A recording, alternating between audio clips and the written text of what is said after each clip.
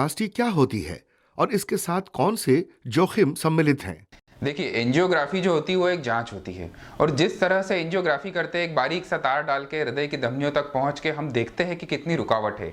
यदि उसी तार के थ्रू उस रुकावट को हम दूर करें, उसके अंदर एक बारीक तार से एक बलून ले जाके फुलाते हैं ताकि रुकावट और जो अंदर कोलेस्ट्रॉल चर्बी जमी है, जो क्लॉट जमा है, खून के थक्के जमे हैं, उनकी सफाई करे।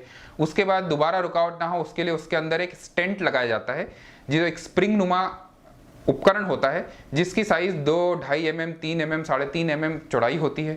वो स्टेंट हृदय की धमनियों में लगा के धमनियों को पूरा खोला जाता है। इस पूरी प्रक्रिया को एंजियोप्लास्टी किया जाता है।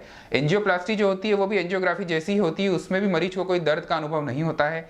एक बारीक 2 मिलीमीटर के तार के थ्रू ही सारी प्रक्रिया की जाती है। मरीज एंजियोप्लास्टी के दौरान जागता रहता है, बात करता रहता है, और हाथ की धमनी या रेडियल एंजियोप्लास्टी करने के बाद मरीज उठ के खड़ा हो जाता है, वो अपने रूम में जा सकता है, और सामान्यतः अगले दिन ही मरीज की छुट्टी भी हो जाती है। स्टेंट क्या होता है? इनकी आवश्यकता क्यों पड़ती है?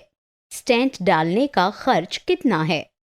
देखिए, जैसे मैंने आपको बताया कि एंजियोप्लास्टी जब करते हैं तो उसमें बलून से ब्लॉकेज, जो रुकावट है और जो क्लॉटिंग है, जो हृदय के थक्के जमे हुए हैं, उनको हम जब क्लियर करते हैं, उसके बाद जो धमनी है उसमें दोबारा रुकावट ना हो, दोबारा वह धमनी बंद ना हो, उससे बचने के लिए अंदर स्टेंट लगाए जाते हैं, जो सामान्यतः मेटल के स्टेंट होते हैं। ये स्टेंट बहुत ही बारीक स्ट्रक्चर होते हैं, जो बलून पे एक मेटल के बने स्प्रिंग नुमा स्ट्रक्चर होते हैं। इन्हें अंदर ले जाके बलून द्वारा फुला के हृदय की धमनियों में फिक्स कर दिया जाता है।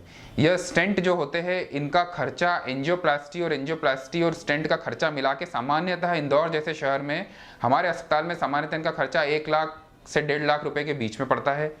स्टेंट लगाने में कुछ जोखिम होते हैं। कोई भी प्रक्रिया इसमें जिसमें आप हृदय की धमनी को खोल रहे हैं, ऑपरेशन कर रहे हैं, उसमें डेफिनेटली 1 से 2% तक की कॉम्प्लिकेशन या जोखिम होते हैं। कुछ परेशानियां मरीज को आ सकती है, लेकिन 100 में से 95 से लेकर 98 मरीज बिना किसी तकलीफ के स्टेंट प्रक्रिया से गुजरते हैं।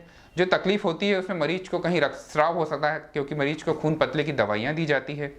इसमें मरीज की धड़कन अनियमित हो सकती है, सांस लेने में तकलीफ हो सकती है। ये सब कुछ परेशानियां कुछ मरीजों में हो सकती है, जिसका प्रतिशत 1 से 2% होता है। सामान्यतः 100 में से 98 मरीज बिना किसी तकलीफ के एंजियोप्लास्टी एवं स्टेंट प्रक्रिया से गुजरते हैं और 2 से 3 दिन में अपनी सामान्य दिनचर्या में वापस लौट जाते हैं।